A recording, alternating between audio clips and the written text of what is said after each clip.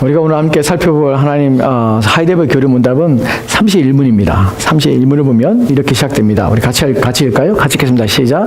그분을 왜 그리스도 곧 기름 부음을 받은 자라 부릅니까? 예. 본문에 보면 그분을 왜 그리스도 곧 기름 부음 받은 자라 부릅니까? 우리가 사도신경에서 우리 신앙 고백 속에서 우리가 주 예수 독생자 예수 그리스도를 믿사오며라는 표현을 씁니다. 왜 예수님을 그리스도라 부르는 것일까요? 그리스도는 또 무슨 의미를 가지고 있을까요? 이 질문 속에는 그리스도라는 이름의 뜻이 이제 이미 드러나죠. 그리스도 곧 기름 부음 받은 자라고 부릅니까? 라는 표현에서 그리스도란 기름 부음 받은 자는 뜻이라는 사실입니다. 우리가 예수 그리스도 할 때 그 그리스도는 기름 부음 받은 것이, 그러면 이것을 좀 우리가 그래서 그리스도라는 것과 기름 부음 받았다는 것이 도대체 왜 예수님의 이름이 되고 또 예수님 호칭이 되는가, 우리는 왜 그것을 붙이는가 하는 부분에서 그것이 의미하는 것이 무엇인가 하는 부분에서 살펴보도록 합시다. 성경에서 예수님을 그리스도라고 이렇게 얘기하는 부분이 첫 번째 나오는 것이 요한복음에서 1장 41절 말씀이 이렇게 기록되어 있습니다. 요한복음 1장 41절 말씀입니다. 같이 읽겠습니다. 시작. 그가 먼저 자기의 형제 시몬을 찾아 말하되 우리가 메시아를 만났다 하고, 메시아는 번역하면 그리스도라. 아멘. 이 구절에 보면 그가 먼저 자기 형제 이제 시몬을 찾았습니다. 그리고 말하되 우리가 메시아를 만났다. 지금 이제 베드로를 만나서 베드로 형제가 누구죠? 안드레가 지금 베드로를 만나서 지금 우리가 메시아를 만났다고 합니다. 그 메시아는 번역하면 그리스도라. 즉 메시아는 번역하면 그리스도라고 그래요. 그러니까 메시아라는 이름도 있고 그리스도라는 이름이 있어요. 두 가지가 다 있죠. 근데 메시아는 무엇이고 그리스도는 무엇입니까? 이 둘 다는 같은 의미를 가지고 있어요. 둘 다 어떤 의미를 가지고 있습니까? 기름 부음 받았다는 의미예요. 둘 다 기름 부음 받았다는 것이에요. 그런데 왜 기름 부음 받았다는 것을 왜 하나는 메시아 또는 그리스도라고 표현합니까? 왜냐하면 이 두 단어가 같은 의미를 가지고 있지만 이것이 언어가 다르기 때문에 그래요. 메시아라는 단어는 어떤 언어냐면 히브리어예요. 구약의 언어예요. 히브리어예요. 그러니까 그리스도라는 의미는 뭐냐면 신약 헬라어예요. 같은 의미로 기름 부음 받았다는 것이 메시아나 그리스도나 똑같은 의미예요. 기름 부음을 받은 자라는 뜻인데 이것이 히브리어로 표현되니까 메시아라는 표현이 되고 헬라어로 표현되니까 그리스도라는 표현이 되는 것이 이해가 되세요? 그러면 이제 그리스도 둘 다 똑같이 기름 부음 받은 것이에요. 그럼 성경에 기름 부음 받는 것이 무슨 의미인가 하는 부분을 이제 살펴보려고 해요. 우리가 첫 번째 살펴볼 것은 이 기름 부음 받을 때 성경에서 기름 부음 받는 장면이 나옵니다. 기름 부음을 어떻게 받는지를 좀 살펴보면 먼저 살펴볼 것은 출애굽기입니다. 출애굽기 28장에 보면은 28장 41절 말씀에 이렇게 기록되어 있어요. 같이 읽겠습니다. 시작. 너는 그것들로 내 형 아론과 그와 함께한 그의 아들들에게 입히고 그들에게 기름을 부어 위임하고 거룩하게 하여 그들의 제사장 직분을 내게 행하게 할지며. 아멘. 여기서 보면은 내 형 아론과 지금 모세에게 말하는 거죠. 그와 함께한 그의 아들들에게 입히고 옷을 입혀요. 제사장의 이 옷을 입힙니다. 그들에게 기름을 부어 위임하고라는 표현을 씁니다. 그러니까 제사장을 세울 때 기름을 부어 위임하는 것이에요. 기름을 붓다라는 것은 누구에게 붓냐면 제사장에 부어요. 두 번째 봅시다. 두 번째 보면은 사무엘상 16장입니다. 사무엘상 16장 3절 보면은 이렇게 같이 가요. 시작. 이새를 제사에 청하라. 내가 내게 행할 일을 가르치리니 내가 내게 알게 하는 자에게 나를 위하여 기름을 부을지니라. 여기서 보면은 이새를 제사를 청하면 누가 말하는 거면 사무엘이 말하는 것이에요. 사무엘이 하나님께 사무엘에게 이새를 청하라. 그리고 내게 알게 하는 자에게 나를 위하여 기름 붓지라. 누구에게 기름 붓습니까? 다윗에게 기름을 붓는 것이에요. 그러니까 기름을 부을 때 누구에게 기름 붓냐면 왕에게 기름을 붓는 것이에요. 첫 번째 누구에게 붓습니까? 제사장을 임명할 때 기름 부음 받았어요. 두 번째는요, 왕을 임명할 때 기름 부음 받았어요. 이제 세 번째 봅시다. 세 번째 왕 열왕기상입니다. 열왕기 19장 16절 말씀인데 같이 읽겠습니다. 시작. 또 너는 또 nim시 아들 예후에게 기름 부어 이스라엘의 왕이 되게 하고 또 아벨모올라 사밧의 아들 엘리사에게 기름 부어 너를 대신하여 선자가 되게 하라. 아멘. 여기서는 예후에게 기름 부어서 왕이 되게 하고요. 또 아래 보면은 사밧의 아들 엘리사에게 기름 부어 너를 대신하여 선자가 되게 하라고 합니다. 누구에게 또 기름 부는 것입니까? 선자에게 기름 부음 받는 것이에요. 즉 기름 부음을 받는다는 것은 제사장, 왕, 선자로 임명이 될 때 기름 부음을 받게 되는 것이에요. 그러니까 우리는 그리스도가 기름 부음, 왜 그리스도라고 부르면 기름 부음 받았는데 그 기름 부음은 어떻게 하면 제사장의 직분을 받은 자에게 또 왕에게 선지자에게 기름 부음을 받는데 그리스도란 이름 기름 부음을 받는다는 것은 예수님께서 이런 직분에 위임됐다는 사실을 설명하고 그것을 말하기 위해서 예수님이 그리스도라고 부르는 것이, 즉 그리스도란 임명된 것이 누구에게요? 하나님에 의해서 자기가 하고 싶어 되는 것이 아니라 하나님에서 임명이 되는 것이에요. 그 임명이 되어서 그들은 어떻게 하냐면 하나님의 일을 위해서 사용되는 것이에요. 그 사용된 사람은 누구냐면 제사장, 왕, 선지자라는 것이에요. 이해가 되십니까? 그런데 성경에는 기름 부음 받는 것이 사람에게만 하는 것이 아니에요. 또 다른 곳에서 기름 부음 받아요. 그 부분을 살펴봅시다.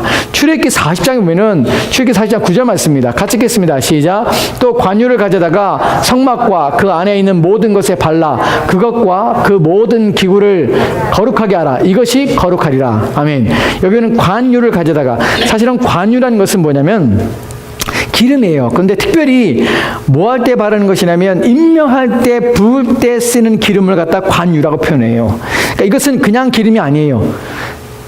누군가를 임명하거나 구별할 때 쓰는 용도로 만들어진 것을 관유라고 그래요. 그래서 개인적으로 만들면 안 돼요. 개인적으로 만들면 하나님 죽이십니다. 이것은 꼭 그럴 때에 쓰는데, 그 관유를 만들어서 가져다가 성막과 그 안에 있는 모든 것에 바르라고 그래요.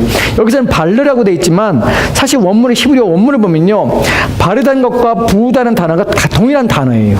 같은 단어예요. 즉 여기서도 부으라는 것이에요. 이것을 그냥 이렇게 막 쏟아 붓는 게 아니라 발라서 이것도 붓는 것이에요.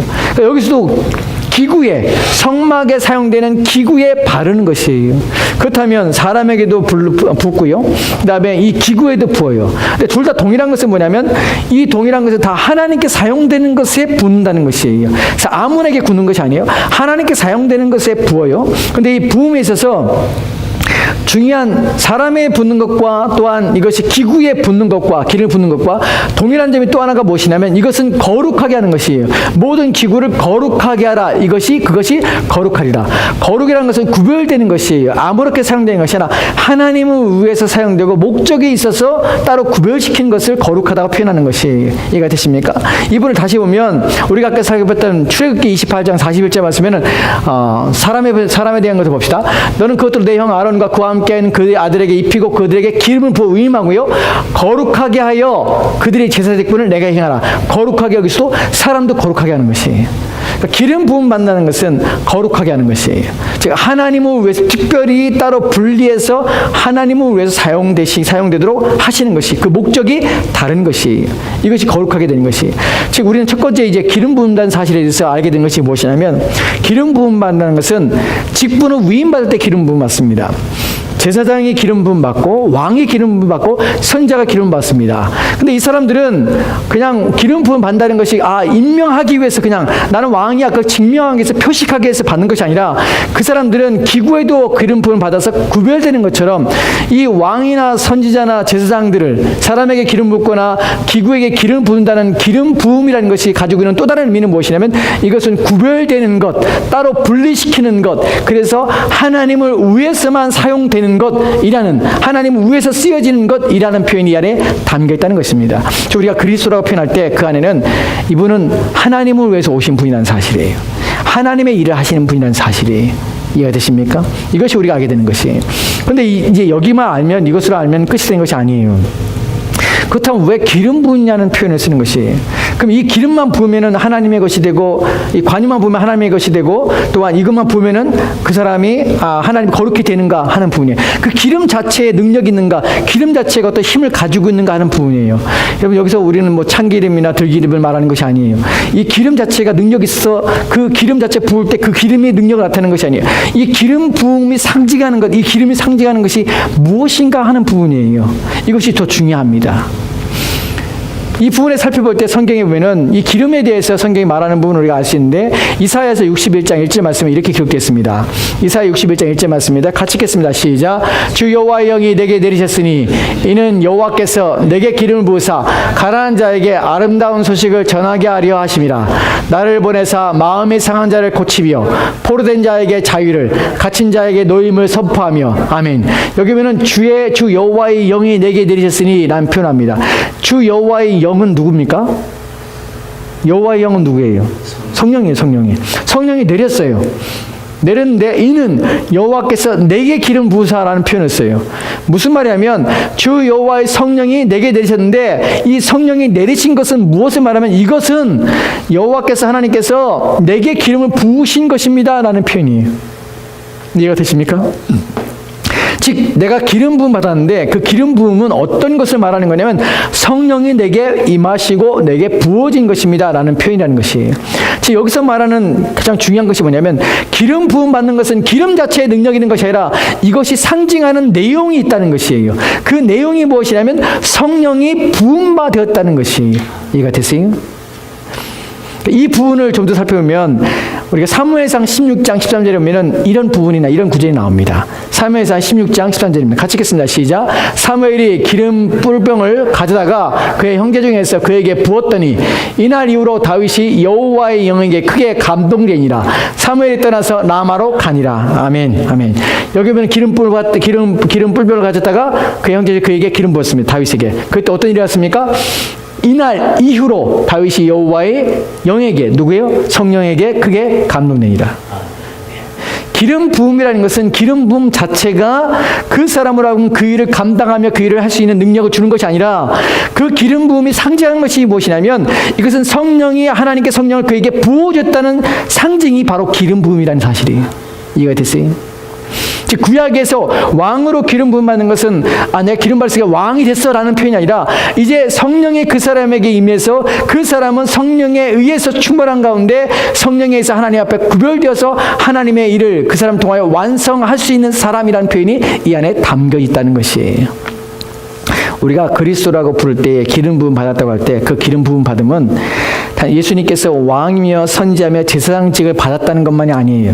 그 안에 담겨진 의미는 성령을 통하여 성령이 그분에게 임하셔서 그분이 성령에 충만하여서 그 하나님께서 맡기신 그 직분을 능히 감당하시고 이루실 수 있는 힘을 가지고 계신 분이라는 사실을 말해주는 것이 이해가 됐어요.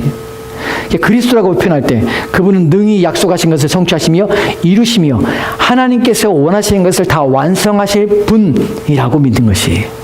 이해가 됐어요? 이 부분에 성경에서 이 부분에 대해서 이제 예수님께서 말씀하신 부분이 나와요. 그것이 어떻게 증명이 되는지 말씀이 나와요. 누가복음 4장에 보면은 4장 이 부분을 좀 봅시다. 이 부분에서 구약에서 사실 이 부분이 좀 어렵긴 한데 이 부분의 내용들을 좀 빠르게 좀 시작할게요. 스가랴서입니다. 스가랴서 4장 2절에서 2절과 3절인데 스가랴서 4장 2절과 3절 같이 읽겠습니다. 시작. 그가 내게 묻되 내가 무엇을 보느냐 내가 대답하되 내가 보니 순금 등잔대가 있는데 그 위에는 기름 그릇이 있고 또 그 기름 그릇 위에 7 등잔이 있으며 그 기름 그릇 위에 있는 등잔을 위해서 7 관이 있고 그 등잔대 곁에 2 감람나무가 있는데 하나는 그 기름 그릇 오른쪽에 있고 하나는 그 왼쪽에 있나이다 하고 아멘. 무슨 말인지 모르겠죠? 기름 그릇 등잔이 있고 뭐 이런데 무슨 말인지 모르겠어요. 여기서 중요한 것은 뭐냐면 기름 그릇이 있다는 것이에요. 기름을 담는 그릇이 있어요. 그리고 그 기름 그 등잔대 그 기름 그릇 위에 등잔대가 있는데 등잔대 곁에 2 감람나무가 있어요. 근데 이게 무엇입니까?라고 묻는 것이에요. 6절 말씀에 이렇게 말합니다. 6절 말씀 볼까요? 같이 읽겠습니다. 시작. 그가 내게 대답하여 이르되 여호와께서 스룹바벨에게 하신 말씀이 이러하니라. 만군의 여호와께서 말씀하시되 이는 힘으로 되지 아니하며 능으로 되지 아니하고 오직 나의 영으로 되니라. 아멘. 스룹바벨은 포로 교환에서 1차 교환 때에 포로를 데려온 사람이에요. 그리고 유대 총독이었어요. 그 사람에게 하신 말씀이 이런데 이는 힘으로 되지 않냐고 능으로 되지 않고 오직 나의 영으로 된다고 그래요. 즉 네 힘으로 되는 것도 아니고 네 능력으로 되는 것도 아니고 나의 영, 즉 성령을 통해 이 일이 되어진다고 말하는 것이 그 성령을 통해 무엇이 되어집니까? 라고 하는데 9절 말씀에 이렇게 기록됐습니다. 9절 볼까요? 시작. 스룹바벨의 손이 이 성전의 기초를 놓았은즉 그의 손이 또한 그 일을 마치리라 하셨나니 만군의 여호와께서 나를 너에게 보내신 줄을 내게 알리라 하셨느니라. 아멘. 여기 보면은 스룹바벨의 손이 이 성전의 기초를 놓았다요. 그러니까 스룹바벨이 와서 한 것이 뭐냐면 지금 무슨 일을 하려는데 안 되냐면 성전을 지금 파괴됐던 성전을 지금 지려고 하는데 안 되는 것이에요. 근데 그것이 뭐라고 말하냐면 능으로 되지 않고 힘으로 되지 않는다. 네 힘으로 누구로 되냐면 오직 나의 성령으로 된다라고 말씀하시는 것이에요. 성령으로 되는데 그의 손이 이 일을 성전의 기초를 놨으니 그의 손이 또한 그 일을 마치리라. 누구에게 마칩니까? 성령을 통해 마치게 되리라. 근데 이것이 기름 부음과 어떻게 상관이 되냐면 아까 우리가 2절 3절에서 말한 것처럼 기름잔에서 두 등대가 있고 두 감람나무가 있고 등잔대가 있습니다. 이 얘기를 하는 이유가 뭐냐면 우리가 말한 것처럼 기름 부음 받은 것 그들이 어떤 일을 하는가 이걸 지금 얘기하고 있는 것이에요. 제가 지금 무슨 이 스가랴서가 말하고 있는 내용의 핵심이 뭐냐면 지금까지 우리가 얘기했던 것들이에요. 무엇이냐면 기름을 부음 받았다는 것이 단순히 그냥 임명을 받았다는 의미가 아니라 그 기름 부음 받은 것은 성령이 그에게 임했다는 사실이고 성령이 임했다는 것은 그가 능력을 받아서 하나님이 맡겨주신 그 일들을 감당할 수 있는 힘을 가지고 있다는 사실을 말해주는 것이에요. 지금 여기서 두 감람나무가 나오고 그 다음에 여기서 스룹바벨이 나오는데 성전을 건축하는데 안 돼. 너희 힘으로 되는 것이야. 너희 능으로 되는 것이 아니야. 누가 하냐면 오직 나의 영이 하는 것이야. 네가 성전을 기초했지만 안 되는 것이야. 그의 손이 또한 일을 그러나 마치게 할 건데 누가 마치냐면 성령을 통하여 내 신을 통하여 마치게 될 것이야 라고 말하는 것이에요. 그것이 이제 그들에게 말해서 기름 부음 받았다는 것을 이제 나중에 얘기하는 것이 12절 말씀 봅시다. 12절 말씀을 같이 읽겠습니다. 시작. 다시 그에게 물어 이르되 금 기름을 흘리는 두 금관 옆에 있는 이 감람나무 두 가지는 무슨 뜻이니까 하니 이제 묻고 있어요. 금 기름을 흘리는 두 감람나무에 있는 이 감람나무 두 가지는 무슨 뜻입니까? 라고 물어요. 금 기름을 흘리고 있어요. 14절 말씀입니다. 같이 읽겠습니다. 시작. 이르되 이는 기름 부음을 받은 자 둘이니 온 세상의 주 앞에 서 있는 자리라 하더라. 아멘. 여기서도 이는 기름 부음을 받은 자 둘이라고 해요. 누구냐면 스룹바벨과 여호수아예요. 유대 총독과 제사장이에요. 즉 이들이 기름 부음을 받았는데 이 기름 부음을 받았다는 것이 무슨 의미냐면 능으로 너희 힘으로 능으로 되는 것이 아니라 오직 나의 성령으로 되게 하는 것이야. 성전을 짓는 것이. 그래서 내가 너희를 어떻게 했냐면 너희에게 기름 부음을 받았기 때문에 이것이 그 영으로 말미암아 너희를 되게 할 거야 라는 표현이에요. 즉 기름 부음을 받았다는 것은 능력을 함께 포함되어 있으며 성령이 역사하신다는 것을 말하는 것입니다. 이해가 되십니까? 우리가 예수 그리스도를 그리스도라고 부를 때 그 안에는 그분은 그런 능력을 포함하며 그 능력을 이루신다는 것을 하나님 말씀을 하나님 뜻을 성취하신다는 것을 그 안에 담고 있는 것이에요. 누가복음 4장입니다. 누가복음 4장 18절 19절 같이 읽겠습니다. 시작. 주의 성령이 내게 임하셨으니 이는 가난한 자에게 복음을 전하게 하시려고 내게 기름을 부으시고 나를 보내사 포로된 자에게 자유를 눈먼 자에게 다시 보게 함을 전파하며 눌린 자를 자유롭게 하고 주의 은혜의 일을 전파하게 하려 하심이라 하였더라. 아멘. 이 구절은 우리가 아까 읽었던 구절과 비슷하죠. 이사야서 61장 1절 말씀과 동일한 구절이에요. 예수님께서 그 말씀하시는 것이 어떻게 해요? 내가 이뤘다는 것이 어떻게 이랬습니까? 가난한 자에게 복음을 전하게 하시려고 내게 기름 부으셨어요. 그리고 나를 보내사 포로된 자에게 자유를 눈먼 자에게 다시 보게 함을 전파하며 눌린 자에게 자유롭게 하고 주의 은혜를 전파하게 하십니다. 이것이 이루어진 것이에요. 본문에 보면 주의 성령이 내게 임하셔서 내가 기름 부음 받아서 이 일을 지금 하고 있으며 이 일이 이루어진다고 표현하는 것이. 그 다음에 21절 말씀에는 21절 볼까요? 같이 읽겠습니다. 시작. 이에 예수께서 그들에게 말씀하시되 이 글이 오늘 너에게 응하였니라 하시니라. 이루어지게 된 것이에요. 왜 이루어졌죠? 기름 부음 받았기 때문에 이루어진 것이에요. 누가요? 예수님께서 그리스도기 때문에 기름 부음 받아서 그 능력을 통해서 가난한 자에게 복음을 전파되어서 또한 갇힌 자가 자유케 되고 또한 보지 못한 자가 다시 보게 되고 또한 그들이 약한 자들이 힘이 세워지고 이런 것들이 누구에 통하게 되냐면 바로 기름 부음 받은 그분을 통해서 성취가 되게 된 것이에요. 기름 부음 받았다는 것은 임명이 됐다는 것이 아니라 그 직분을 감당하여서 그것을 이루시며 성취해낼 수 있는 분, 성취하시는 분이라는 사실이 이 안에 담겨진 것이라는 말의 의미라는 것입니다. 왜 그러냐면 바로 예수님께 성령이 충만하기 때문에 그래요. 사도행전 10장 38절 말씀에는 이렇게 베드로가 이렇게 이렇게 말하고 있습니다. 같이 읽까요? 시작. 하나님이 나사렛 예수에게 성령과 능력을 기름 붓게 하셨으면 그가 돌아다니며 선한 일을 행하시고 마귀에게 눌린 모든 사람을 고치셨으니 이는 하나님이 함께 하셨습니다. 아멘. 하나님이 나사렛 예수에게 성령과 능력을 어떻게 해요? 기름 붓듯 하셨으며 충만히 그에게 임하신 것이. 여러분 우리가 삼위일체가 한꺼번에 나타난 사건이 성경에 어디 나오냐면 예수님께 세례받을 때 그죠? 성부 하나님의 소리가 들렸죠. 그죠? 예수님이 그 안에 계셨어요. 세례받을 때. 그리고 또 누가 나왔어요? 성령이 비둘기같이 그에게 임하셨어요. 그리고 그때가 예수님의 공적 사역을 시작할 때예요. 성령의 능력이 임해야 예수님께서 그 사역을 감당하게 되는 것이. 하나님께 성령을 그래서 기름 붓듯 부어주시는 것이. 누구에게요? 예수님께. 예수님이 이 사역을 감당하기 위해서 예수님이 신성을 가지고 있는 하나님이시지만 여기에는 성령의 능력이 그분에게 필요했고 그것이 기름 부음을 통하여 예수님께 오신 것이 예수님께서 가지게 되신 것이 예수님이 기름 부음 받았다는 것은 성령이 그 안에 충만하신 분이라는 사실이며 그 성령의 충만함은 그분에게 주어졌던 왕과 제사장과 선자의 사역을 충만히 감당하시며 성취할 수 있는 능력이 그분에 가지고 있을 뿐만 아니라 그것이 모든 것을 이루어내실 분이라는 사실을 증명해 주는 것이 즉 성령은 기름 부음 받는다는 것은 메시아라는 것은 바로 이런 하나님의 능력을 소유하시며 하나님의 일들을 직분들을 잘 감당하시며 그것을 성취할 수 있는 능력이 있다는 사실을 우리가 고백하는 것이 그 예수님이 그리스도십니다 라고 말하는 것은 그분은 거룩히 구별된 분이에요. 그죠? 그분은 임명된 분이에요. 하나님의 뜻을 위해서 임명된 분이에요. 또한 그 임명될 뿐만 아니라 그것을 능히 감당할 수 있는 성령으로 기름 부어서 성령이 충만히 임하시며 성령이 충만하신 분이라는 사실을 말해주는 것이 이해가 되십니까? 그래서 이걸 통해서 그분은 그 사역을 감당하시며 성취해내시게 된다는 것이 마지막으로 우리가 여지껏 좀 성경 구절을 되게 많이 봤거든요. 이제 마지막으로 두 구절 볼 것이 또 우리에게 필요한 것이 무엇이냐면 오늘 우리에게 필요한 것이 또 하나가 무엇이냐면 이 본문에서 예수님께서는 메시아로서 성령의 충만함을 받아서 그 성령을 충만히 소유하신 분이세요. 근데 그 성령은 또한 누구에게 주시냐면 바로 저와 여러분들에게 주셨으며 그 성령이 우리 가운데 충만하도록 요구하게 되는 사실을 우리가 이해해야 합니다. 예수님께서 하나님의 제2위격으로 하나님이시지만 그분이 성령의 충만을 받아서 하나님의 일을 감당하시고 성령의 능력을 물부터 기름 받아서 하나님의 일들에서 순종하여서 그 일들을 이루어내셨다는 것은 우리에게 무엇을 시사하고 무엇을 깨닫게 하냐면 우리 또한 그 성령이 우리 가운데 임해야 할 뿐만 아니라 그 성령이 우리 가운데 필요하고 그 성령을 통하여서만 우리는 하나님의 뜻을 이루어드리며 하나님께서 우리에게 주신 직분들을 감당할 수 있다는 사실을 우리에게 알게 하셨다는 것이 그래서 우리에게는 무엇이 필요하면 성령의 충만이 필요하다는 사실입니다. 이 성령은 누구한테 옵니까? 예수 그리스도께서 통해서 오시는 것이. 왜냐하면 성령을 누구에게 주셨습니까? 예수 그리스도께 주신 것이에요. 그리고 예수 그리스도께는 우리에게 무엇을 주십니까? 자기의 가지고 계신 그 성령을 우리 가운데 부어 주시는 것이. 이해가 되십니까?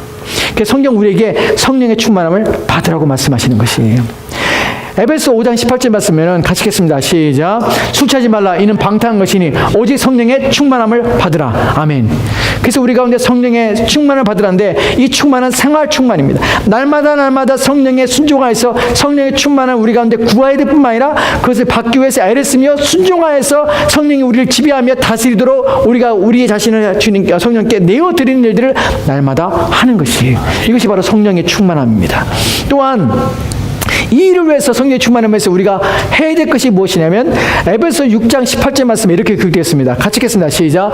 모든 기도와 간구를 하되 항상 성령 안에서 기도하고 이를 위하여 깨어 구하기를 항상 힘쓰며 여러 성도들을 위하여 구하라. 아멘. 여기는 모든 기도와 간구를 하되 그러니까 날마다 우리가 기도와 간구하라고 그래요. 근데 이 기도는 어떻게 되냐면 항상 성령 안에 기도해야 돼. 성령 밖에서 기도하면은 기도가 아니에요. 항상 성령 안에서 기도해야 돼.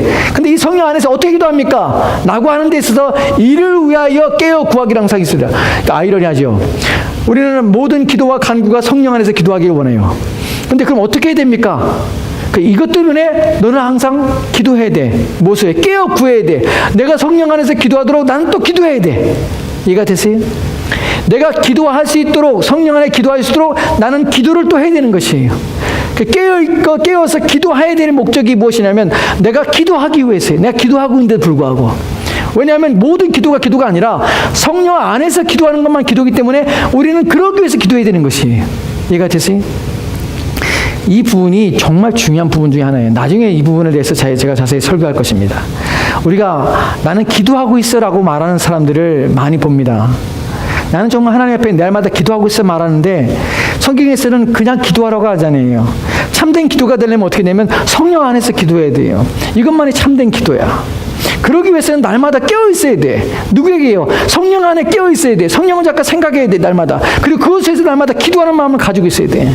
그러니까 난 성령을 구하며 성령을 찾으며 매일 아침마다 성령이 오늘도 내게 충만하게 원합니다. 그 성령의 능력을 내가 받기 원합니다. 그 성령의 능력 안에서 내가 기도하기 원합니다. 나의 모든 기도가 성령 안에서 하는 기도가 되기 원합니다. 하고 날마다 기도해야 되는 것이에요. 그래야 성령 안에서 기도할 수 있는 것이에요. 어느 날 갑자기 뜬금없이 무슨 일이 생겼다고 와서 하나님 도와주세요. 난 성령 안에 기도합니다. 나는 기도했으니까 내가 하나님 들어주세요 라고 말하는 것은 정말 우스운 것이에요. 아니에요. 그렇지 않아요. 기도는요, 어느 특정한 날에 하는 것이 아니라 날마다 우리 마음을 주께 드리는 그런 삶들이 아니면 성령 안에서 기도가 안 돼요. 여러분 그렇잖아요. 우리가 대화가 없던 사람 어느 날 딱 만났는데 만나면은 서먹하잖아요. 왜냐하면 대화가 없었으니까. 날마다 안 만나고 어쩌다 한 번씩 만나는데 무슨 대화가 친밀감을 느끼겠어요. 매일매일 대화를 하고 매일매일 가까이 해야 막 서스럼 없이 이런저런 얘기도 하고 막 나오죠. 우리가 하나님과 그런 교제를 갖지 않으면 우리 기도가 성령 안에서 기도가 안 돼요. 그러니까 기도가 안 나오게 되는 것이. 그리고 말은 하지만 사실은 그것은 하나님이 듣는 기도가 아니야. 근데 많은 사람이 속고 있는 것이 뭐냐면 기도는 너무 쉽다. 나는 것이 속는 것이에요. 그리고 기도는 간편하고 기도는 아무 때나 할 수 있다고 말하는 것은 속임이에요. 여러분 아무 때나 안 돼요. 어떤 때들이냐면 우리 마음에 하나님의 신에 감동될 때 성령 안에서 있을 때 기도할 수밖에 없어요.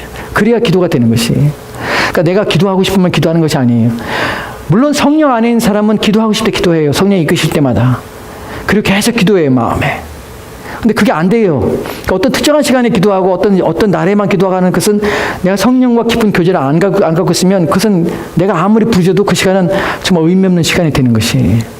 그 때문에 여러분이 기도하고서 응답받고 싶으면 정말 내 기도가 하나님께 들으시는 기도가 되고 싶다면 여러분 깨어 기도해야 돼요. 날마다 기도해야 돼요. 여러분 마음이 정말 하나님께로 가도록 기도해야 돼요. 그 하나님께서 들으시도록 하나님께 듣는 기도가 그렇게 될 때에 하나님께서 우리 기도를 들으시는 것이에요. 왜냐하면 우리는 우리 힘으로 하나님께 나갈 수 없거든요. 오직 성령에 의해서 하나님께 나가거든요. 근데 성령 없이 우리가 어떻게 하나님께 나갑니까? 왜냐하면 그리스도의 보혈과 그리스도의 은혜로 만약 우리가 덮임받아 우리 죄들이 가림바 되어야 하나님께 나가는데 성령 없이 우리가 어떻게 그리스도의 보혈로 우리의 죄를 덮으며 우리가 그리스도로 말미암아 우리의 감춤바 되어서 하나님께 나갈 수 있게 되겠습니까? 그리스도 없이 나갈 수 없고 성령 없이 나갈 수 없는 것이 성령 우리로 하여금 은혜의 보좌 앞으로 우리를 이끌어 가시는 분이 기도의 영이십니다.